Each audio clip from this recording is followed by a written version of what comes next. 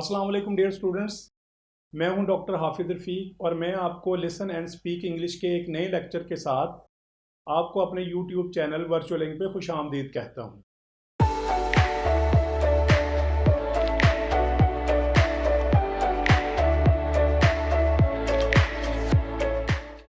Welcome back dear students.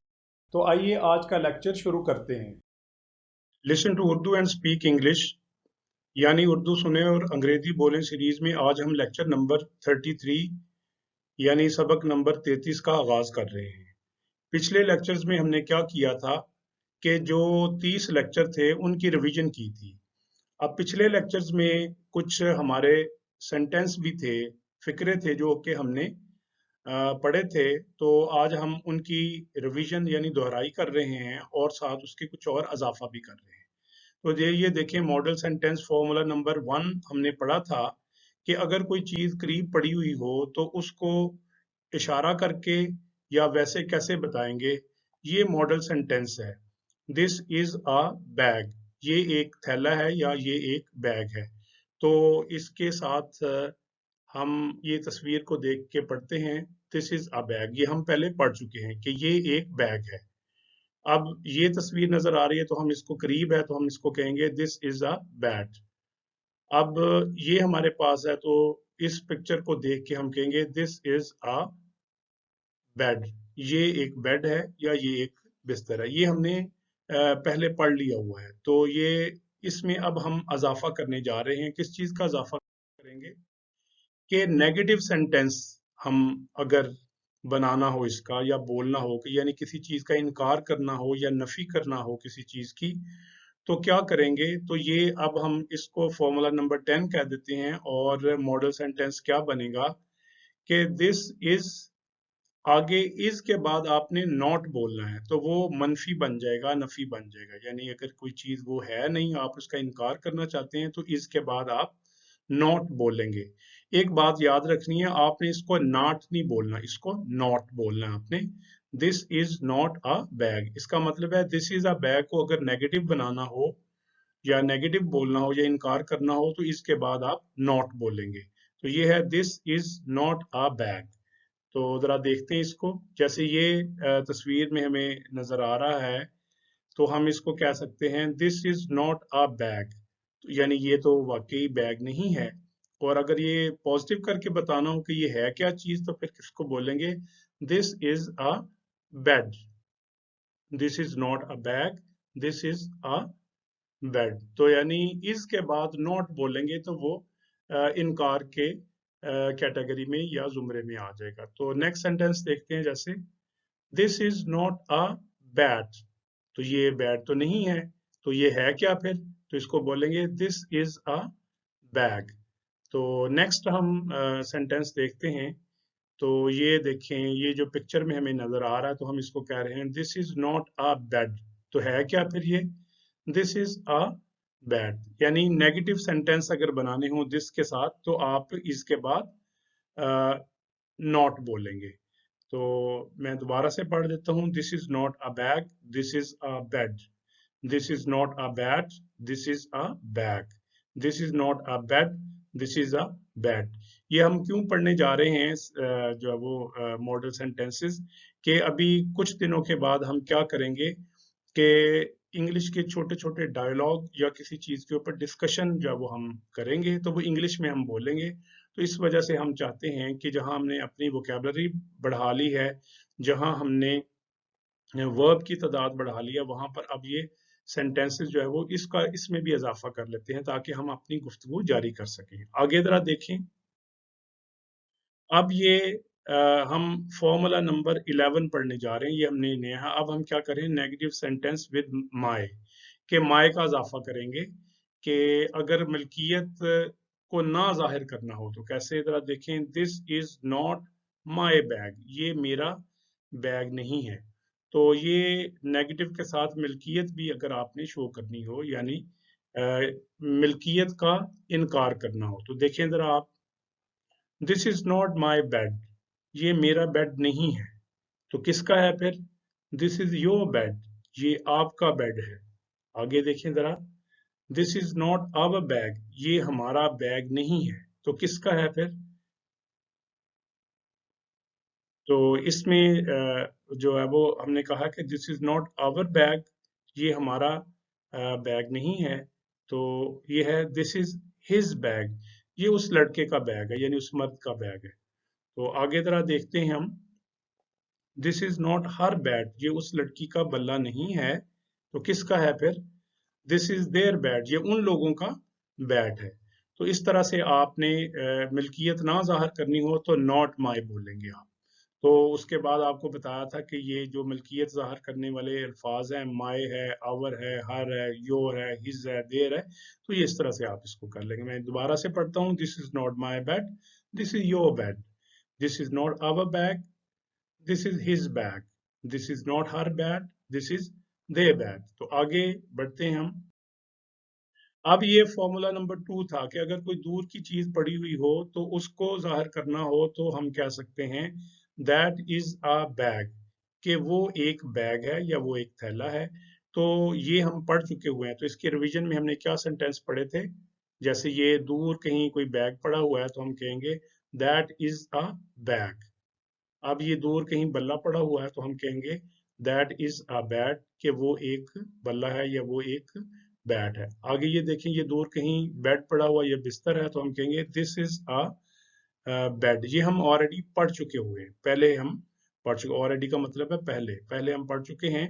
तो अब हम इसमें क्या इजाफा करने जा रहे हैं, इसमें हम नेगेटिव सेंटेंस बनाना चाहते हैं कि अगर इनकार करना हो, मनफी या नफी में कोई बात करनी हो दिस की वजह, दैट की वजह से, तो वही करना है कि इस के बाद आपने नॉट बोलना है, इसको नॉट नहीं कहना आपने, तो इससे सारा इंप्रेशन खराब हो जाता है। तो ये क्या होगा, this is not a bag, कि वो एक बैग नहीं है। ये मॉडल सेंटेंस है और इसको हमने फॉर्मूला नंबर 12 का, ये फॉर्मूला क्या है, ये याद रखने का तरीका मैंने अपने रैकेट के लिए ये इसको फॉर्मूला नंबर 12 दे दिया। तो अब आप जरा देखते हैं आगे कि ये देखिए, ये हमें तस्वीर नजर आ रही है, ये दूर है कहीं, तो हम कहते हैं that is not a bag, कि वो एक बैग नहीं है, तो है क्या चीज फिर? दैट इज अ बेड, वो एक बिस्तर है या वो एक बेड है। आगे देखें, that is not a bat, यानी ये जो पिक्चर है इसमें ये तो बैट नहीं है, तो हम क्या कह रहे हैं, that is not a bat, वो एक बैट नहीं है, तो क्या है फिर? दैट इज अ बैग, वो एक बैग है। आगे देखें जरा, ये यहाँ पर पिक्चर में आपको बल्ला नजर आ रहा है, तो हम इसको क्या कहेंगे, that is not a bed, तो फिर क्या है ये? दैट इज अ बैट, कि वो एक बैट है। तो इस तरह से हमने क्या किया कि इज के बाद अगर आप नॉट बोल देंगे तो वो सेंटेंस जो है वो नेगेटिव या मनफी बन जाएगा, यानी उसमें इनकार का पहलू आ जाएगा। आगे जरा देखें, अब हम क्या करते हैं, मिल्कियत से इनकार करना चाहते हैं, तो ये है नेगेटिव सेंटेंस विद माय। तो माय की जगह पे जो भी मिल्कियत वाले अल्फाज हैं वो हम साथ करते जाएंगे, कि नॉट के बाद आपने माय बोल देना है, आवर बोल देना है, वो है। तो इसको मॉडल सेंटेंस को जरा देखें, इसको मैंने फॉर्मूला नंबर 13 या 13 कहा है, that is not my bag, कि वो मेरा बैग नहीं है। तो इसकी जरा प्रैक्टिस में देखते हैं हम, कि ये पिक्चर आपको नजर आ रही है, दूर है कहीं ये चीज, तो हम कहेंगे that is not my bed, कि ये मेरा बेड नहीं है, तो किसका है फिर? दैट इज योर बेड, ये आपका बेड है।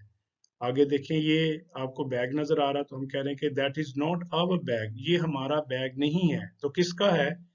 दैट इज हिज बैग, ये उस लड़के का बैग है। आगे देखें जरा, ये बल्ला है तो इसके बारे में हम कह रहे हैं that is not her bat, ये उस लड़की का बल्ला नहीं है, तो किसका है फिर? दैट इज देयर बैट, ये उन लोगों का बैट है। तो मैं दोबारा से इसको पढ़ देता हूँ कि नॉट माई से क्या है, मिल्कियत का इनकार हो जाएगा। That is not my bat, that is your bat, that is not our bag, that is his bag, that is not her bat, that is their bat. तो इस तरह से हम इसको फॉर्मूला नंबर 13 हमने कह दिया है। तो आगे बढ़ते हैं जरा हम, अब हम एक आज नई चीज पढ़ने जा रहे हैं जिसको हम कहते हैं जेरंड। तो जेरेंट क्या चीज़ है, इसका हमें बड़ा फ़ायदा होगा आगे हमारी जब गुफ्तगू शुरू होगी। तो ये है क्या चीज़, इसको देखते हैं। ये यहाँ पे लिखा हुआ है V1, यानी वर्ब की पहली फॉर्म प्लस, प्लस मीन के उसके साथ इजाफा कर दें, जमा कर दें क्या, ING। ये लिखा हुआ है इज इक्वल टू, यानी वो बन जाएगा क्या, जेरेंट। यानी अगर वर्ब की पहली फॉर्म के साथ ING का इजाफा कर दें और मिला दें उसको, तो वो जेरेंट बन जाएगा। तो जरा देखें ये क्या है, जैसे ओपन एक वर्ब की पहली फॉर्म है, यानी जिसका मतलब है खोलो, इसमें ING का इजाफा कर देंगे तो ये जेरेंट क्या बन जाएगा, ये बन जाएगा ओपनिंग, यानी ओपन से ओपनिंग। आगे क्या है, ये रीड है, इसमें ING का इजाफा कर रहे हैं तो ये बन जाएगा रीडिंग। तो ये मैंने रीडिंग, यानी ये रीड से रीडिंग क्या बन गया, जेरेंट बन गया। आगे जरा देखें, ये कुक है जिसका मतलब है पकाओ, तो ING का इजाफा कर देंगे तो ये क्या बन गया, ये कुकिंग बन गया। अब ये हम इसकी हमें क्यों जरूरत है, कि हम क्यों करना चाहते हैं, आगे जरा एक और देख लेते हैं। पहले ये है जंप, जंप का मतलब है कि उछलो, तो ING का इजाफा कर देंगे तो जेरेंट क्या बन जाएगा, जंपिंग बन जाएगा।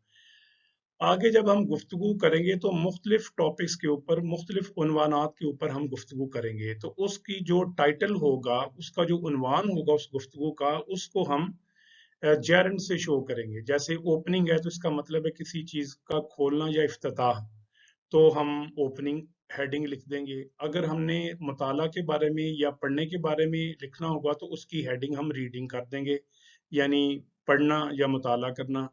अब अगर खाना पकाना के ऊपर अगर हमने कोई डिस्कशन करनी है या गुफ्तगू करनी है इंग्लिश में, तो हम उसकी हेडिंग या उन्वान कह देंगे कुकिंग, यानी खाना पकाना। अब अगर हमने उछल कूद को डिस्कस करना है तो हम उसका टाइटल या हेडिंग बना देंगे जंपिंग। तो इस तरह से आगे जाके हम इसका इस्तेमाल करेंगे। तो ये सिंपल सी बात है, आसान सी बात है। अब आपने ध्यान में रखना है कि अगर आप वर्ब की पहली फॉर्म के साथ ING का इजाफा कर देंगे तो वो जेरेंट बन जाएगा, यानी open opening, read reading, cook cooking, jump jumping, help helping. इस तरह से आपने जितने भी वर्ब पढ़े हैं उनके साथ अगर आप ING लगा देंगे तो वो जेरेंट बन जाएगा। तो इसका इस्तेमाल आगे जाके करेंगे। तो आगे बढ़ते हैं ज़रा हम। तो अब आप देखें कि हमारा जो लेक्चर है वो इख्तिताम के करीब है। तो यहाँ पर ये सेंटेंस है नेवर माइंड। नेवर माइंड का अक्सर लोग ज़हन में ये समझते हैं कि बुरा मत मनाओ, ये मतलब नहीं है। नेवर माइंड का मतलब ये है, इसको मैं मिसाल से समझाता हूँ। मिसाल के तौर पर आप पेन से कुछ लिख रहे थे तो आपने गलती से इधर उधर रख दिया, अब आपको मिल नहीं रहा। आपने भाई को कहा कि पेन मेरा देखा है या पेन कोई ला दो, तो इतनी देर में आपको पेन मिल गया।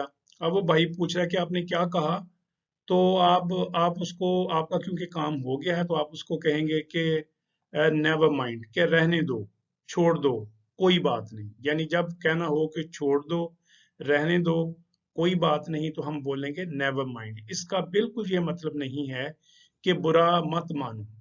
तो अक्सर लोग नेवर माइंड का मतलब यही समझते हैं। तो नेवर माइंड कब इस्तेमाल करेंगे, जब हमने किसी को कोई चीज़ कही, फिर हम आप उससे मजीद मदद नहीं लेना चाहते या मामले को ख़त्म करना चाहते, तो आप उस सूरत में कहेंगे नेवर माइंड। तो अब ये है कि अगर किसी को कहना हो कि बुरा मत मनाओ, तो फिर क्या कहेंगे, उसको आप कहेंगे डोंट माइंड, कि बुरा मत मानो या बुरा मत मानिए। तो ये खाली डोंट माइंड कहने से इतना अच्छा नहीं लगता। अगर वाकई कोई आपसे रूठ गया है तो उसको कहना है कि आपने बुरा नहीं मानना, तो मैजिक वर्ड इस्तेमाल कर लें। वो कौन सा है, प्लीज डोंट माइंड। तो नेवर माइंड का मतलब है रहने दो, छोड़ दो, कोई बात नहीं। डोंट माइंड का मतलब है बुरा मत मानो या बुरा मत मानिए। तो प्लीज डोंट माइंड का मतलब है बराए करम बुरा मत मानिए। तो इसके साथ ही हमारा लेक्चर जो है वो यहीं पे ख़त्म होता है। अगले लेक्चर में आपसे दोबारा मुलाकात होगी। तो मेरी तरफ से आपको अल्लाह हाफिज़। उम्मीद है आपको लेक्चर समझ में आया होगा, और अगर पसंद आए तो लाइक कीजिए, शेयर कीजिए, कमेंट कीजिए और मेरे चैनल को सब्सक्राइब कीजिए। Thank you.